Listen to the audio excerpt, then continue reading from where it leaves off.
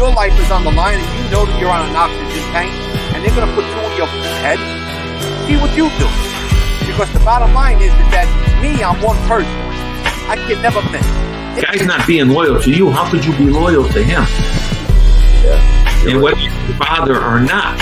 So, you know, but it's always been hard because it was my father. The word came down, this guy had to go. You know, we didn't know nothing about him until the last minute. And I liked him. I liked Billy. He was a nice guy, but... Welcome to the show. Assume that he was a mob guy, and let's assume we had a sit down. I'd be right, and he would have died right on the spot.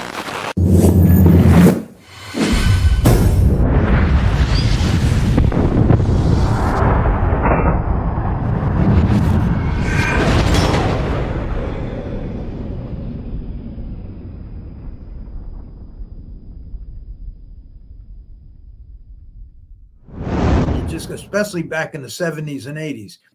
I'm not going to get into that story, but I just go find this guy. They came back 2 days later. Now, if they told me where he was, I would have went and killed him myself. That's how I was. You fuck with me, I don't turn the other cheek. You fuck with me, destroy my life, and you kill my father, now I'm going to kill you. But they come back and they said that he was dead already.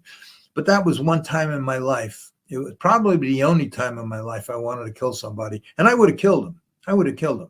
I wouldn't give a fuck if I was 100 years old. I would have killed him. We're all capable, right? Yeah, and that was the only time, because the guy was wrong. And if I ever had, and let's assume that he was a mob guy, and let's assume we had a sit down, I'd be right, and he would have died right on the spot.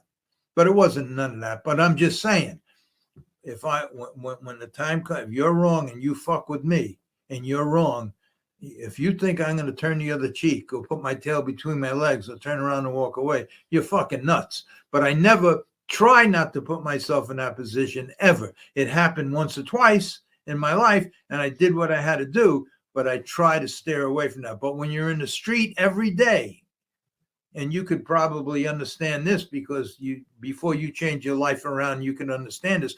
When you're in the street every day of your life and you're dealing with the fucking riffraff from the bottom to the top and everyone in between, you're going to run into situations where sometimes you get these people, they just think who the fuck they are. And I never once says, do you know who I am? Or do you know who I can get? I took care of my own business. The only one time ever was with Mario Gigani, only because I went looking for the guy and I couldn't find him.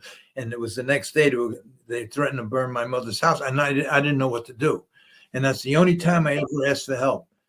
But other than that, every few times that happened, I took care of everything myself. And when I had to take the lumps, I took the lumps myself. And when I had to do something, I did it myself. And when I was successful myself. And when I was sleeping on a park bench, I was there by myself. These guys got another chance at life. I think they should just go on with their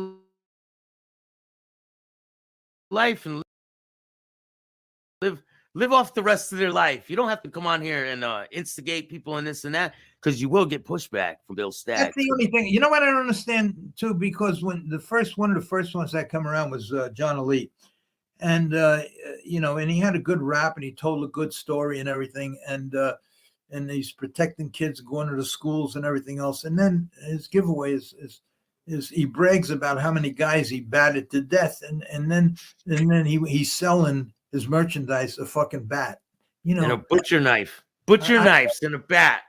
I don't get it. And to me, he seems like a pretty intelligent guy, but why would you do that? Why would you do that? I don't get it. There's a couple of real sharp guys out there.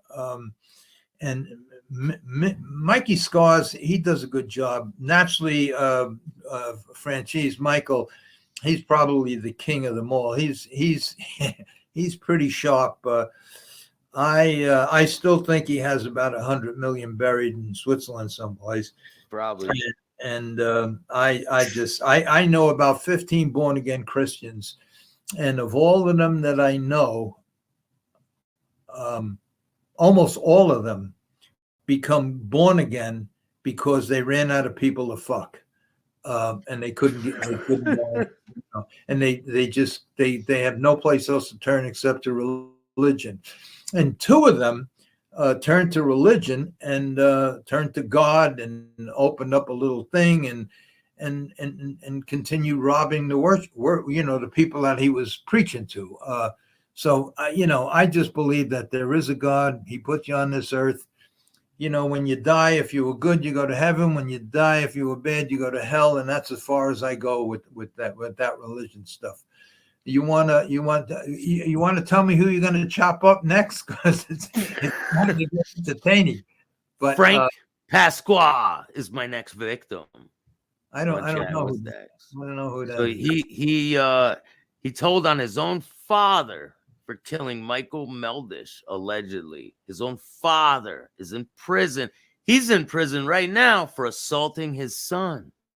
And I got that video of him getting arrested and telling. And I'm going to bring that to you guys next. It's gonna All be right. a good one. I don't know how much further you want to go, but I said what I had to say. I wish you a lot of luck in all that you do. And I can only say that there's a lot of fucking whack jobs out there. Just please be careful, because they just fucking whack jobs out there. They closed. Geraldo Rivera was responsible, I think, for closing all the crazy houses. So now they're all out in the street, and you just never know. I go around everywhere. I go all over the country with my head held high. Yeah. And, these guys are not connected like they think they are. They're not. They're living in a delusional reality. They need to get mental help, but that's okay, because we're gonna give them the help that they need on Chattin with Staxx. You know what I would like? You know what would be good? I won't do it. I don't want to get involved in that stuff. I have my own problems. But what I think somebody like you should do, instead of like the other guy, Joey Molino, he's just having a rat of the month club. But wouldn't it be nice if you just got somebody and do basically what I did with Larry Mazza? What made you do what you did? Why? Give me. Just justify what you did, and listen to what they say. I've been offering them to come on my show and debate me. They could come up, explain the situation in detail on what happened, make my audience understand, make me understand. But I don't want them to come on here and just spew off the normal bullshit they do. When I ask you a question, give me a direct answer and explain yourself. I don't want to hear that the deviating bullshit that they do. And we're going to get right to the truth. Eventually, maybe one of them will take me up on my offer. Because I'm not looking to fight these guys. I'm looking to debate them like men. We can come up here like men and handle our differences like men. Well, right? The question would be easy. What made you do what you did? Just like I asked Frank Collada, what made you do it? And then he said to me, "Now let me ask you a question." And I don't want to put you on the spot. I shouldn't even ask you. Well, you can ask. What would you do if you were Frank Collada and the FBI come in your cell and said, "Here, listen to this"? What do you do?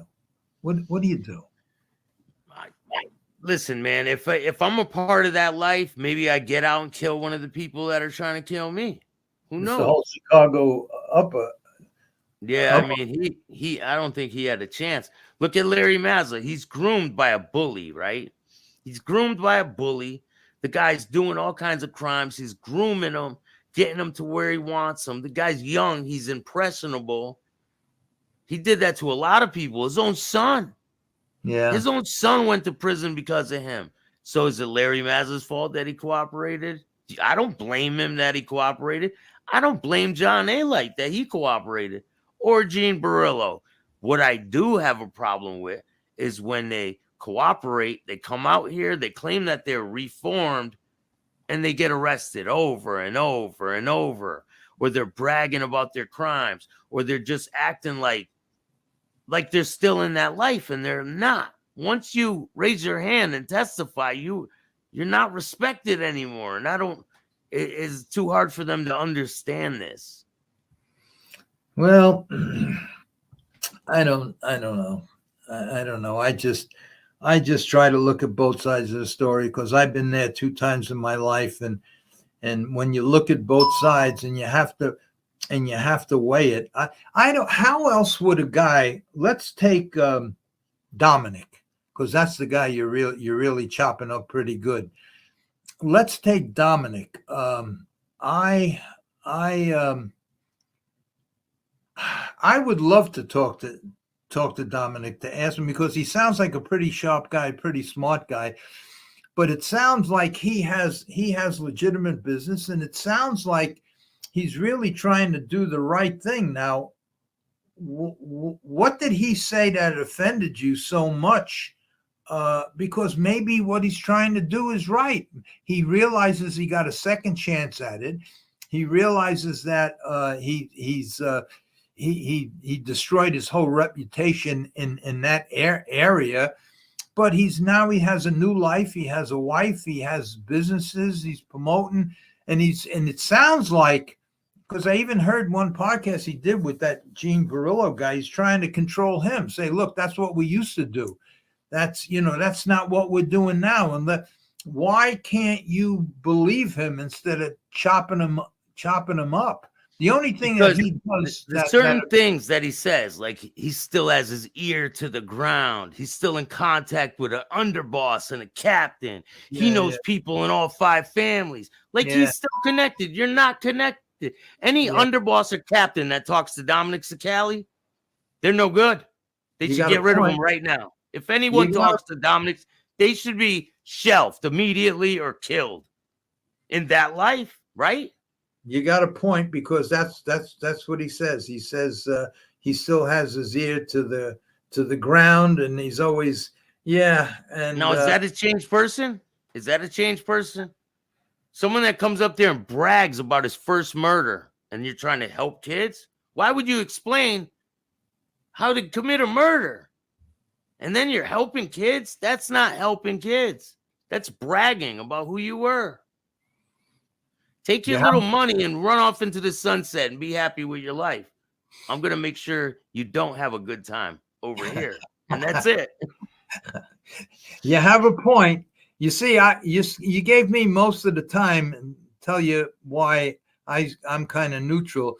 You didn't talk too much about what you just said. And you're right, because Dominic sometimes says, I'm out of that life, but I'm still a man. And if you come at me, and that's a lie too. That's a lie too, because I offered him to come debate me multiple times. All I get is a lawsuit.